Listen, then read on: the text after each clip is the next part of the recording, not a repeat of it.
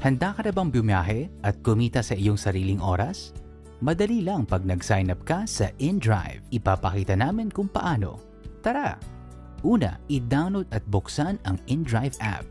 Mag-tap pataas para buksan ang side menu at saka itap ang driver mode.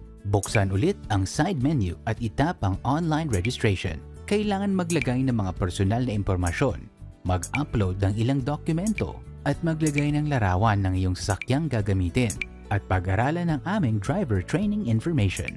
Kung meron kang referral code, ilagay ito at sabihin sa iyong agent para sa dagdag na impormasyon ukol sa benefits nito bago ka magsumite.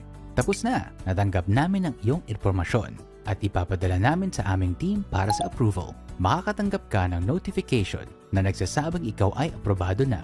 Tapos nito, maaari ka nang magsimulang magbiyahe. Ngayon simulan na, pumili ng request, tumanggap ng offer, at mag-enjoy sa biyahe. Nais mo bang malaman ng iba?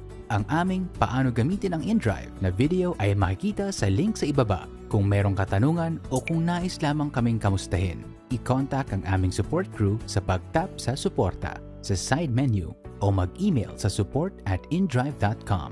Salamat sa pagbiyahe kasama ng InDrive.